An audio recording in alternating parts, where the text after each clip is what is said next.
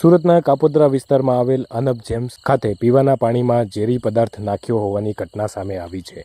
50થી વધુ રત્ન કલાકારોને પાણી પીધા બાદ તબિયત બગડી હોવાની ઘટના।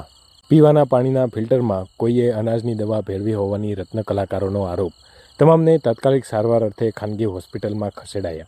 પાણીના કુલરમાં સેલ્ફોસ નામનો પદાર્થ નાખેલું હોવાનું પણ સામે આવ્યું।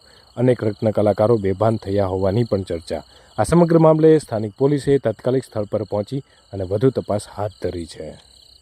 आज कापोद्रा पुलिस स्टेशन के विस्तार में मिलेनियम कॉम्प्लेक्स में अनब जेम्स नाम की जो कंपनी है उसमें सुबह कुछ लोगों ने कंप्लेन किया पुलिस स्टेशन में कि ऐसा घटना हुई जिसमें एक पानी के टंकी में किसी असामाजिक तत्व ने सेल्फोस जो पॉइजनस सब्सटेंस होता है उसका पैकेट फाड़ के डाल दिया था।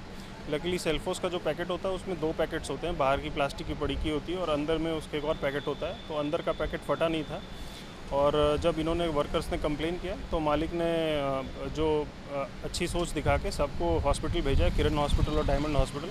और अभी तो किसी की जान माल की हानि नहीं है और लेकिन ये काफ़ी सीरियस घटना है और इस पर हम तपास कर रहे हैं। फॉरेंसिक्स की टीम भी हमने बुलाई है। अभी सीसीटीवी फुटेज हम देख रहे हैं और जो भी जिसने भी किया हो उसके खिलाफ हम गुनाह दाखिल करके कड़क कार्रवाई करेंगे।